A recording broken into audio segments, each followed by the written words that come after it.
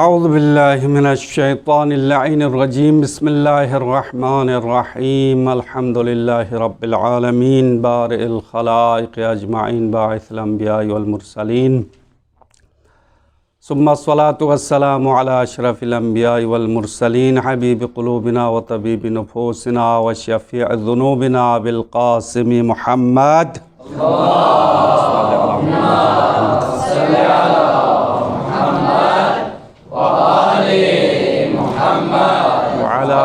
اہل بیتہ الطیبین الطاہرین المعصومین المظلومین ولعنۃ اللہ علی اعدائہم اجمعین اما بعد قال اللہ الحکیم فی کتابہ المتین بسم اللہ الرحمن الرحیم انک لعلی خلق عظیم وقال رسول اللہ صلی اللہ علیہ وآلہ وسلم انما بعثت لأتمم مکارم الاخلاق بر محمد و اہل بیت محمد صلوات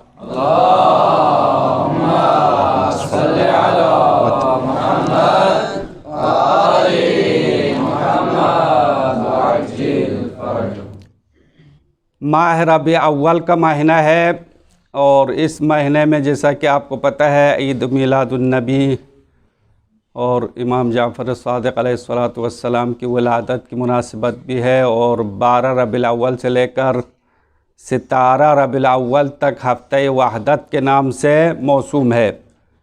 تو یہ نام کس نے رکھا؟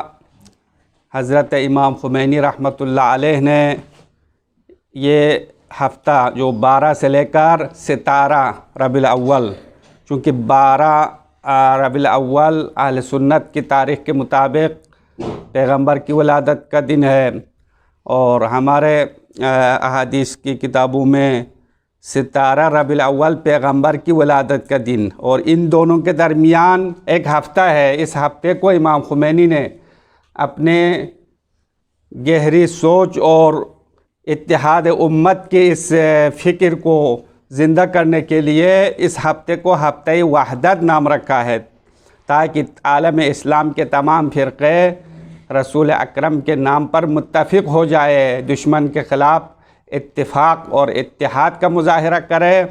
اور یہ امام خمینی کی ولا انگیز قیادت کا ایک نمونہ ہے، چونکہ ایک اختلافی مسئلہ ہے، اس کو امام نے اتحاد کا مرکز بنا دیا، نا وحدت کا نام دیا، اور ہر اختلافی مسئلہ تو آپس میں اختلاف کا سبب بنتا ہے، لیکن یہ جو اختلافی ہے پیغمبر کی ولادت کی تاریخ کے بارے میں، اس کو امام خمینی نے مسلمانوں کے اتحاد کا وسیلہ قرار دیا ہے، اس لیے اس ہفتے کو ہفتہ وحدت نام رکھا ہے۔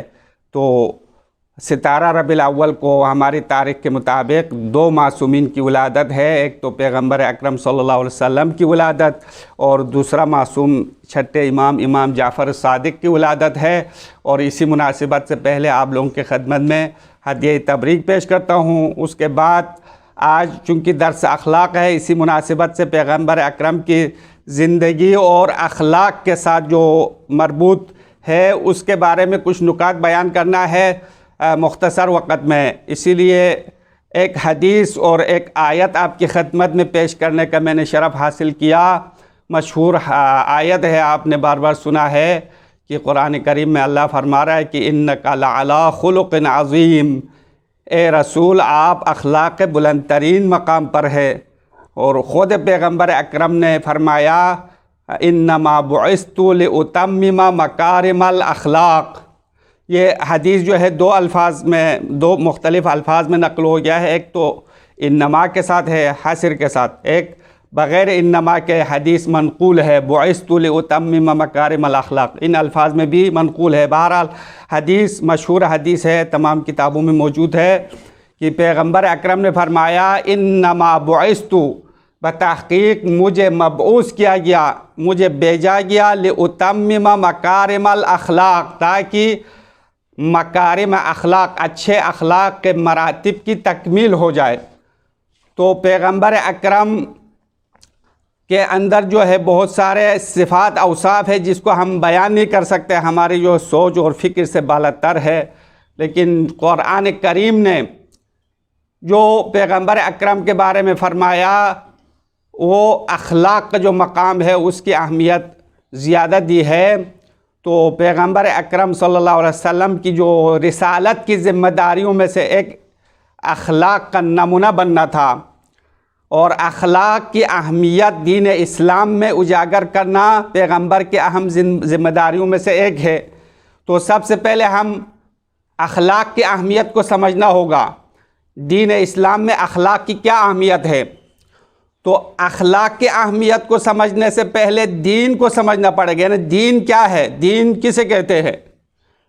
تو سادہ الفاظ میں، آسان الفاظ میں، دین تین چیزوں کا مجموعہ ہے۔ دین تین امور کو جمع کرے تو دین بن جاتا ہے، ایک عقائد، دوسرا احکام، تیسرا اخلاق۔ عقائد، احکام اور اخلاق تینوں کو جمع کرے تو وہ دین بن جاتا ہے، دین ہے۔ تو عقائد تو آپ کو معلوم ہے کہ ان چیزوں کے بارے میں جو کائنات کے حقائق ہے ان پر انسان دل سے اعتقاد رکھنا، عقیدہ رکھنا۔ عقیدہ کا اصلی معنی ہے گرہ لگانے کو کہتے ہیں، عربی میں عقدہ، گرہ لگانا۔ تو توحید، نبوت، رسالت، امامت، معاد جو کائنات کے حقائق ہے ان کے ساتھ انسان اپنے دل کو مضبوطی سے گرہ لگانا، اس پر یقین رکھنا، اس کو عقیدہ کہتے ہیں، اعتقاد کہتے ہیں۔ تو اصول دین پر اعتقاد رکھنا دین کا پہلا حصہ ہے اور دین کی بنیاد ہے۔ اس کے بعد احکام کی باری ہے۔ احکام میں جو دین کے اصول و ضوابط ہوتے ہیں، دین کے جو کرنا اور نہ کرنے کی چیزیں، یعنی فلان کام کرنا ہے، فلان نہیں کرنا ہے، کہ واجب ہے، حرام ہے، مستحب ہے، اور احکام کی بہت سارے اقسام ہے۔ احکام تکلیفی ہے، احکام وضعی ہے، معاملات کے احکام ہے، عبادات کے احکام ہے، یہ سارے تفصیلات ہیں، ابھی میرا موضوع نہیں ہے۔ بہرحال احکام جتنے بھی ہے وہ دین کے جو ہے اصول ہے، دین کے جو ہے وہ ریڈ کراس ہے، جس سے آگے انسان تجاوز نہیں کر سکتا ہے، انسان اس کی پابندی کرنا چاہے، ان کو احکام کہلاتے ہیں۔ اور تیسرا حصہ دین کا اخلاقیات ہے۔ اخلاقیات سے کیا مراد ہے؟ اخلاقیات سے مراد انسانی نفسانی صفات ہے۔ انسان کے نفسانی صفات کو اخلاق کہتے ہیں۔ تو نفسانی صفات کے دو اقسام ہیں۔ نفسانی صفات یا اچھے صفات ہوتے ہیں یا برے صفات ہوتے ہیں۔ تو جو اچھے صفات ہے جیسا کہ شجاعت رکھنا، صبر رکھنا، حلم رکھنا، تواضع رکھنا، یہ اچھے صفات ہے، ان کو اخلاق حسنہ کہلاتے ہیں۔ اچھے صفات کو کہتے ہیں اخلاق حسنہ، اور ان کو مکارم اخلاق بھی کہتے ہیں۔ اور اس کے مقابل میں برے اخلاق ہے۔ برے اخلاق یعنی انسان کی نفسانی جو غلط صفات ہے، برے صفات ہے، جیسا کہ حسد کرنا، تکبر کرنا، انسان جو ہے غافلت میں رہنا، یہ سارے جو صفات ہیں انسان کی نفسانی برے صفات ہیں، ان کو اخلاق سیئہ کہلاتے ہیں۔ تو دین اسلام میں ہمیں تاکید کی گئی ہے کہ اخلاق حسنہ اپنائے اور اخلاق سیئہ کو اپنے سے دور کرے۔ دین اسلام کی سفارش اور دین اسلام کی تاکید ہے کہ آپ عقائد پر ایمان بھی رکھیں اور احکام کی پابندی کرنے کے ساتھ ساتھ اخلاقیات کی طرف توجہ کریں۔ اخلاقیات کی طرف توجہ کرنے کا مطلب انسان ہمیشہ، یعنی مسلسل دن رات ہمیشہ اس سوچ میں، فکر میں رہے کہ اپنے اندر جو برے اخلاق ہیں ان کو دور کرے۔ اگر خدا نخواستہ کسی کے اندر جھوٹ بولنے کی بری صفت ہے تو جھوٹ بولنا ترک کرے، سچ بولنے کی عادت کرے۔ اگر خدا نخواستہ کسی کے اندر حسد کرنے کی عادت ہے، انسان کو خود پتہ ہے میں حسد کرنے والا ہوں، کیونکہ انسان کے اندرونی صفات خود انسان کو پتہ ہوتا ہے، دوسروں کو تو معلوم نہیں ہے۔ تو انسان کوشش کرے کہ اس بری صفت کو دور کرے اور اس کے مقابل جو اچھی صفت ہے وہ اپنانے کی کوشش کرے۔ اخلاق حسنہ سے اپنے آپ کو مزین کرنے کی مسلسل کوشش میں رہے، اور اس کو قرآن کے اصطلاح میں، حدیث کی اصطلاح میں تزکیہ نفس کہلایا ہے۔ نفس کو پاک کرنا، تزکیہ عربی میں کہتے ہیں پاک کرنا۔ تو نفس کو کیسے پاک کیا جائے گا؟ برے اخلاق سے دور کرنا ہے اور اچھے اخلاق سے مزین کرنا۔ اور یہ تزکیہ نفس پیغمبر اکرم کی ذمہ داریوں میں سے ایک ہے، جیسا کہ قرآن کریم کی مشہور سورہ جمعہ کی آیت ہے کہ وَيُزَكِّيهِمْ وَيُعَلِّمُهُمُ الْكِتَابَ وَالْحِكْمَةَ وَإِنْ كَانُوا مِنْ قَبْلُ لَفِي ضَلَالٍ مُبِينٍ۔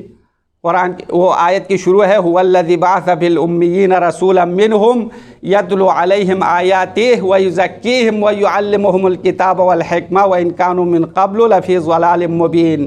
اللہ فرما رہا ہے کہ اللہ وہ ذات ہے جس نے امیین میں رسول کو مبعوث کیا، رسول کو بھیجا۔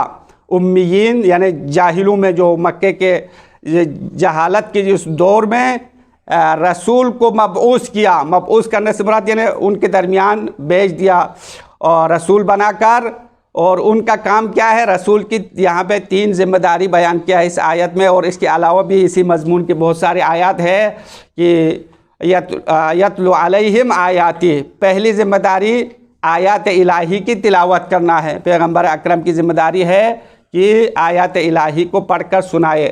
وَيُزَكِّيهِمْ، اور دوسری ذمہ داری اس آیت میں کہ پیغمبر کی ذمہ داری یہ لگائی ہے کہ پیغمبر کی ذمہ داری ہے کہ ان کے نفوس کو پاک کرے۔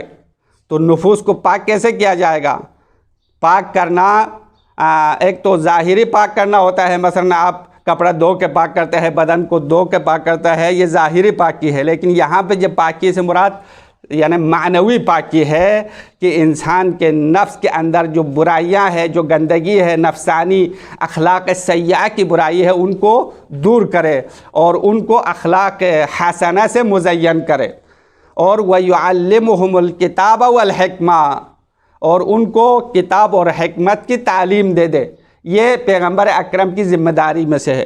اب دین کے 3 اجزاء میں سے اخلاق کی اہمیت زیادہ ہے، اس لیے حدیث میں پیغمبر نے حصر کے ساتھ ارشاد فرمایا انما بعثت۔ انما جیسا کہ آپ لوگوں نے پڑھے ہیں کہ حصر کا معنی ہے، حصر یعنی اسی بات میں منحصر ہونا کہ بے شک مجھے فقط اور فقط مکارم اخلاق کی تکمیل کے لیے مبعوث کیا۔ تو حصر 2 قسم، ایک حصر حقیقی ہے، دوسرا حصر اضافی ہے۔ اب یہ ایک تھوڑا پیچیدہ نقطہ ہے، بہرحال میں آسان الفاظ میں آپ کو سمجھانے کی کوشش کروں گا۔ حصر حقیقی یعنی فقط ایک چیز ہو، اس کے علاوہ سب کو نفی کرے، اس کو حصر حقیقی کہتے ہیں۔ تو یہاں پہ مراد حصر حقیقی نہیں ہے، چونکہ پیغمبر اکرم فقط اخلاق کی تکمیل کے لیے نہیں بھیجا، بلکہ پیغمبر کی ذمہ داری عقائد کو بھی سمجھانا ہے، احکام کو بھی سمجھانا ہے۔ تو یہ حصر حقیقی نہیں ہوگا۔ دوسرا قسم ہے حصر اضافی۔ حصر اضافی کا مطلب یعنی ایک چیز کی اہمیت زیادہ ہے تو اس کی اہمیت کی وجہ سے صرف اسی کی طرف فوکس کرنا، یعنی توجہ اسی کی طرف رکھنے کے لیے پیغمبر نے یہاں پہ انما استعمال کیا۔ یعنی پیغمبر کی ذمہ داری اور بھی چیزیں ہیں، یعنی عقائد کو بھی سمجھانا ہے، احکام کو بھی لوگوں تک پہنچانا ہے، لیکن اخلاق میں پیغمبر نے زیادہ یعنی زور دیا، اخلاق پر زور دیا، چونکہ اخلاق کی اہمیت باقی احکام اور عقائد سے زیادہ ہے۔ چونکہ احکام اور عقائد اور اخلاق کی نسبت ایک عمارت کی ہے۔ آپ کو سمجھانے کے لیے ایک مثال دیتا ہوں۔ آپ ایک عمارت بناتے ہیں، ایک بلڈنگ بناتے ہیں، تو عقائد اس کی بنیاد کی طرح ہے۔ جب آپ بنیاد کو مضبوط نہیں کریں گے، آپ کی عمارت کھڑی نہیں ہوگی، اگر بن بھی جائے تو وہ جلدی گر جائے گی۔ آپ نے بنیاد کو اچھی طرح بنا دیا، اس کے بعد اس عمارت کی دیوار بنا دیا، اس کا چھت بنا دیا، اس کے ستون بنا دیا۔ تو یہ دیوار اور چھت، ستون وغیرہ کیا ہے؟ احکام کی مثال ہے۔ دین کے احکام عمارت کی دیوار اور چھت وغیرہ کی طرح ہے۔ پھر اس کے بعد اخلاقیات کی مثال، اس عمارت کی جو زینت آپ کرتے ہیں، مثلا اس کو کلر کرتے ہیں، اس کی تزئین کرتے ہیں، اس کے اندر مختلف قسم کے جو ہے خوبصورتی ایجاد کرتے ہیں۔ تو اگر کوئی عمارت ایسی ہو جس میں فقط جو ہے اس کی دیوار بنایا ہو اور چھت لگایا ہو اور کچھ بھی نہیں کیا ہو، نہ کلر لگایا ہو، نہ اس کے اندر کوئی زینت ہو، تو اس عمارت میں بیٹھنے کے قابل نہیں ہے، یعنی کوئی پسند نہیں کرے گا اس عمارت میں بیٹھنے کا، اور اس کی قیمت بھی نہیں ہوگی اتنی۔ تو اخلاقیات دین میں اس عمارت کی زینت کی طرح ہے۔ دین کی زینت اخلاقیات ہے۔ اگر انسان کے اخلاقیات درست نہ ہو، انسان کے اندر برے صفات ہو، اگرچہ وہ عقائد پر ایمان بھی رکھتا ہے اور احکام کی پابند بھی ہے، لیکن اس کا دین مکمل نہیں ہے، دین کی تکمیل نہیں ہوگی، کیونکہ برے اخلاق کی وجہ سے اس کے سارے اعمال ضائع بھی ہو سکتا ہے۔ برے اخلاق ایک بیماری ہے، خطرناک بیماری ہے جو انسان کے اندر جو ہے کینسر کی طرح رہتا ہے۔ کینسر آپ جو سنا ہوگا ایک لا علاج بیماری ہوتی ہے، اگر وہ ابتدائی مرحلے میں علاج کرے تو علاج ہوتا ہے، اگر وہ آگے بڑھ جائے تو اس کا علاج نہیں ہے، آخری انسان کی موت ہے۔ تو یہ اخلاقی بیماریاں کینسر کی طرف بیماری ہے، انسان کے اندر ہوتی ہے۔ اگر انسان اس کا علاج بر وقت نہ کرے تو خدا نخواستہ مرنے سے پہلے یا مرنے کے دوران ممکن ہے اس کے سارے ایمان بھی تباہ ہو جائے، اس کے سارے اعمال بھی تباہ ہو جائے، کیونکہ شیطان کے ہاتھ میں آخری ایام میں انسان زیادہ آنے کا چانس ہے۔ کیونکہ کہتے ہیں حدیث میں یہ بھی آیا ہے کہ انسان جب مرنے کا وقت کے نزدیک ہوتا ہے تو شیطان اپنے آخری زور لگاتا ہے، چونکہ زندگی بھر شیطان کو موقع نہیں ملا ہے گمراہ کرنے کا، تو مرتے وقت وہ اپنے آخری کوشش کرتا ہے کہ اس بندے کو گمراہ کرے۔ تو وہ کیا کرتا ہے، انسان کے اندر موجود اخلاقی برائیوں کو وہ سامنے لاتا ہے اور اس سے فائدہ اٹھاتا ہے۔ تو اخلاق کی اہمیت دین میں بہت ہے، کیونکہ جب تک انسان کے اندر برے صفات ہو تو انسان کے احکام اور عقائد کی جو پابندیاں ہیں وہ آخر میں بیکار بھی جا سکتا ہے۔ اسی لیے دین اسلام میں اخلاق اور نیک اخلاق کو اپنانے کے بارے میں پیغمبر اکرم نے اور باقی معصومین نے جو تاکید کی ہے وہ کسی چیز کے بارے میں اتنی تاکید نہیں ہوئی ہے۔ صلوات پڑھیں بر محمد و آل محمد۔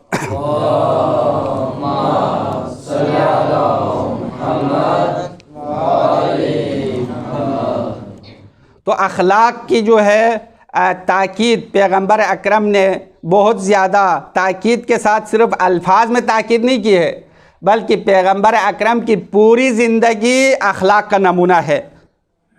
قرآن کریم میں اللہ کا ارشاد ہے وَلَكُمْ فِي رَسُولِ اللَّهِ أُسْوَةٌ حَسَنَةٌ، تمہارے لیے رسول اللہ کی زندگی میں بہترین نمونہ عمل ہے۔ تو بہترین نمونہ عمل پیغمبر اکرم کے اخلاقی زندگی، پیغمبر اکرم کے تمام عقائد اور احکام کی پابندی، یہ تمام ہمارے لیے نمونہ عمل ہے۔ اور پیغمبر اکرم کے بارے میں احادیث میں بھی ایک حدیث جو حضرت عائشہ رضی اللہ تعالی عنہا سے نقل کرتے ہیں، مشہور حدیث ہے، کسی نے پوچھا حضرت عائشہ سے کہ پیغمبر کا اخلاق کیسا ہے، تو اس نے جواب میں کہا کان خلقہ القرآن، کہ پیغمبر اکرم کا جو اخلاق ہے وہ پورا قرآن ہے۔ قرآن کریم میں جو کچھ اخلاقی احکام اور دستورات اور احکام لاگو ہوا ہے وہ پیغمبر اکرم اپنی زندگی میں اس پر عمل درآمد کراتے تھے۔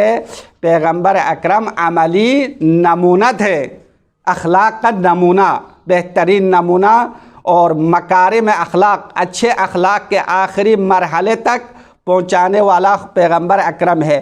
پیغمبر اکرم سے بڑھ کر اخلاق کا کوئی نمونہ کائنات میں نہیں ہے۔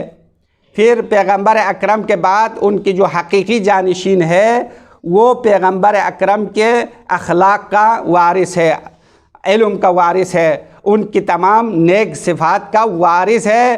وہ ہمارے لیے اخلاق کا بہترین نمونہ ہے کہ امیر المومنین علی علیہ الصلوۃ والسلام کی ذات گرامی پیغمبر اکرم کے اخلاق کا ایک نمونہ ہے جو پیغمبر کے بعد ہمارے لیے، اس کے بعد امام کی جو اولاد ہے جو 12 معصومین ہے وہ سب کے سب جو ہے ہمارے لیے اخلاق کا نمونہ ہے۔ اس لیے پیغمبر اکرم نے فرمایا کل اولنا محمد آخرنا محمد کلنا محمد، یعنی پیغمبر اکرم ایک ذات نہیں ہے بلکہ اگر جمع کرے تو ایک محمد بن جائے گا، اگر وہ پھیل جائے تو 12 محمد میں تقسیم ہوگا۔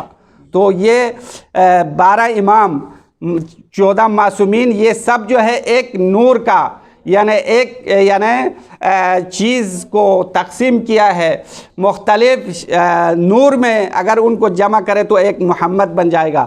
تو رسول اکرم کی ذات ایسی ذات ہے جس کے ہم پیروی کرنا چاہے، اگر رسول کی پیروی ہم نہیں کریں گے تو اس وقت ہمارے لیے کوئی نجات نہیں ہے۔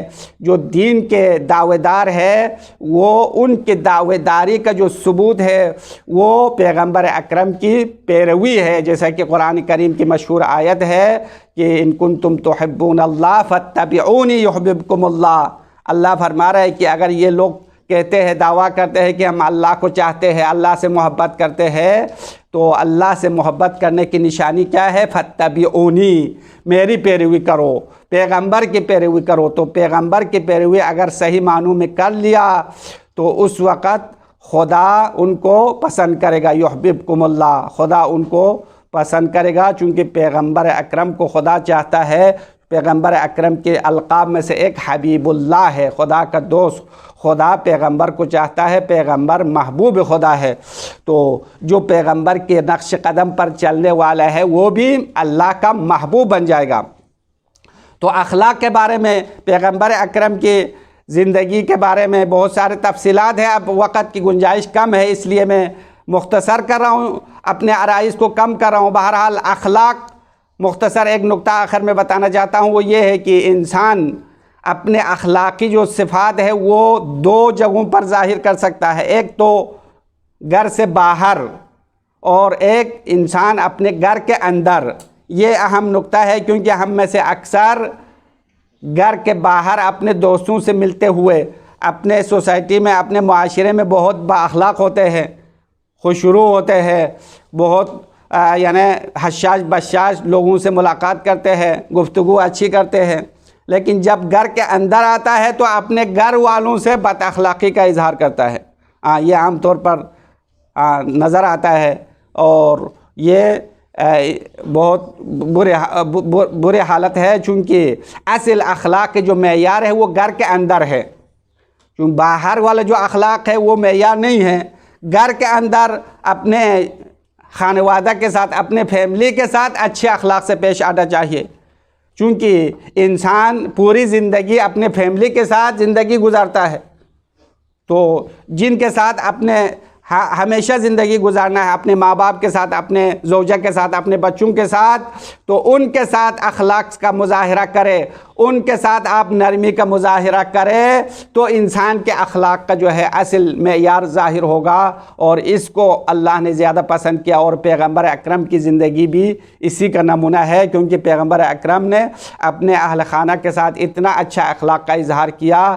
کہتے ہیں روایت میں، تاریخ میں آیا ہے کہ بہت زیادہ اخلاق کی وجہ سے پیغمبر اکرم کی کچھ زوجات جرأت بھی کرتی تھی، بہرحال ان کے خلاف بھی بولنے کا۔ بہرحال پیغمبر اکرم نے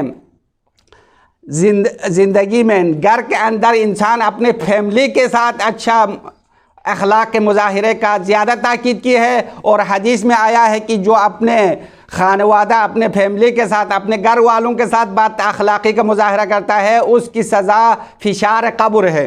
یعنی گھر کے اندر بد اخلاقی کے مظاہرے کا ایک نتیجہ فشار قبر ہے۔ جب انسان پہلی مرتبہ قبر میں پہنچ جاتا ہے تو انسان کو بہت سخت دبایا جاتا ہے، فشار قبر، یعنی اب اس کو ہم تصور بھی نہیں کر سکتے ہیں کس حد تک انسان فشار میں آئے گا، انسان دباؤ میں آئے گا۔ تو فشار قبر کے کچھ اسباب ہے، کچھ گناہ ہے جس کی وجہ سے قبر کی پہلی رات جو انسان کے لیے خطرناک ترین رات ہے، کیونکہ انسان اپنے دوستوں سے جدا ہو گیا ہے، اپنے فیملی سے الگ ہو گیا ہے، دنیا کو چھوڑ دیا ہے، اور تک و تنہا اکیلا اندھیرے میں چلا گیا قبر میں، زمین کے نیچے، اور اس وقت انسان کی جو ہے دستگیری اور اس کی مدد کے لیے آئے گا اس کے اعمال صالح ہے، نیک اعمال ہے، اور اس کے علاوہ کچھ نہیں ہے۔ اور اگر زندگی میں انسان نے معصومین سے توسل کیا ہے، ائمہ کا نام یاد رکھا ہے، ان کی سیرت پر چلا ہے، تو ائمہ اور امیر المومنین علی بن ابی طالب ہمارے استغاثے پر پہنچنے والے ہیں، قبر میں کوئی اور نہیں آنے والا۔ تو اس وقت جو ہے فشار قبر کی جو عذاب ہے وہ قبر کے پہلی رات۔ تو فشار قبر کے اسباب میں سے ایک گھر کے اندر بد اخلاقی ہے۔ کچھ لوگ دیکھنے میں آیا ہے کہ باہر بہت خوش اخلاق اور اچھے نظر آتے ہیں، لیکن گھر میں جا کے اتنے بہت سخت جو ہے خطرناک ہوتے ہیں، جب بچے دیکھتے ہیں تو اس سے بھاگ جاتے ہیں، چھپ جاتے ہیں اس کے مارنے کی ڈر سے۔ تو انسان گھر کے اندر خوش اخلاقی کا اظہار کرنا چاہے۔ اور فشار قبر کیوں؟ اب یہاں پہ ایک سوال ہے کہ آیا میت کو دبانے سے، میت پر فشار قبر کے عذاب نازل کرنے سے اللہ کو کوئی فائدہ ہوگا کیا؟ اللہ کے لیے کوئی فائدہ نہیں ہے نا۔ تو کہتے ہیں علماء فرماتے ہیں فشار قبر کا سبب کیا ہے؟ جو گھر کے اندر بد اخلاقی کا اظہار کرتا ہے اس کے لیے فشار قبر کیوں ہوتا ہے، اس کی وجہ کیا ہے؟ تو وجہ یہ بیان کیا ہے چونکہ انسان اپنی پوری زندگی اپنے خانوادے کو، اپنے فیملی والوں کو ذہنی فشار میں رکھا ہے. چونکہ آپ بد اخلاقی کا اظہار کرتے ہیں تو جو آپ کے فیملی ہے وہ ذہنی دباؤ میں رہتا ہے. چونکہ ایک جسمانی دباؤ ہے، ایک ذہنی دباؤ ہے. جب انسان کی ذہن پر بوجھ آتا ہے تو وہ بھی انسان کے لیے بہت مشکل مرحلہ ہے. تو آپ نے اور ہم نے پوری زندگی اپنے فیملی کو ذہنی دباؤ میں رکھا ہے، بد اخلاقی کا مظاہرہ کیا ہے، تو اس کا رد عمل ہے، اس کا جو نتیجہ ہے وہ فشار قبر ہے. قبر میں جو فشار ہوتا ہے وہ انسان کے اس عمل کا نتیجہ ہے.